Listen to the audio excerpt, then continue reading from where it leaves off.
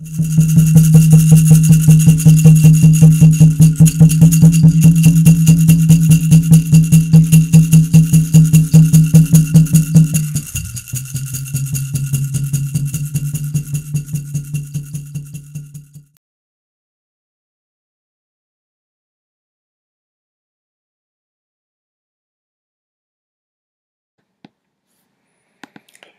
relatives, welcome to this week's Schlag Bite for the week, August 24th, 2015, entitled The Language of the Great Spirit.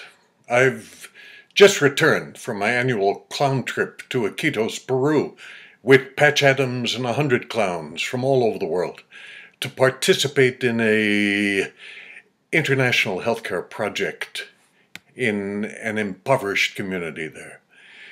We come from different countries, backgrounds, ages, education, jobs, but here we come together as clowns and become one tribe. We gather and welcome, hugging, dancing, and chanting, and initiate ourselves into a community that does healing work 12 hours a day. For the last 7 years, I've participated because it reminds me of the parts of myself I like best, and it gives me hope for humanity. The experience is always transformative, and sometimes there are moments that are absolutely transcendent. Those moments when you are moved beyond your ordinary consciousness, when you are so present that every cell in your body feels alive, and that you are connected to the cosmos. It's otherworldly. I made a home visit to a middle-aged woman who I saw in one of our mental health street clinics last year. She was so suicidal I thought she needed to be hospitalized, but of course there are none for poor patients. She made a no-suicide contract with me and promised to see me again at the next street clinic.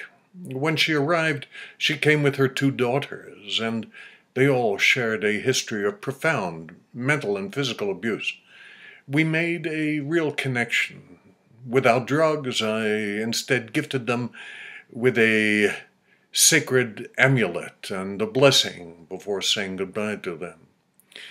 This year, I asked our clinic coordinator if she could find them.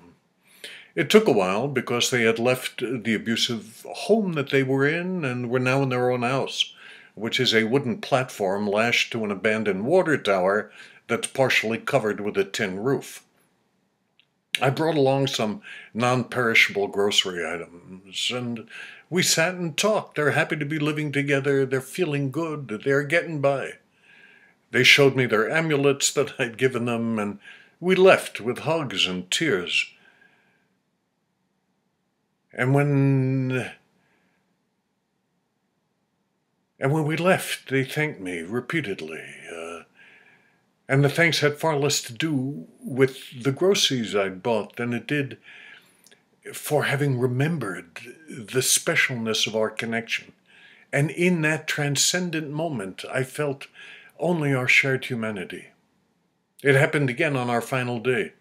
We were returning to the hotel after the closing parade, and it's a spectacular farewell that's always an electric high. And the clowns gathered in the plaza in front of the hotel, dancing and singing and drumming. I went in to take a shower, and they were still going strong when I got out. So I went to the balcony window and, looking down, joined in all the movement, and suddenly, without any signal, everyone turned around and looked up at me and began chanting our tribal song and waving at me. It took my breath away, made my eyes misty. It was a holy moment, and in that transcendent moment I understood that we are the language of the Great Spirit. Have a great week, relatives. Take a look at the pictures, and I want to remind you that the Clowntown Healing Fest is coming to Phoenix in December. Check it out at clowntownhealingfest.com. Have a great week. I say this for all my relations. Mitakuye.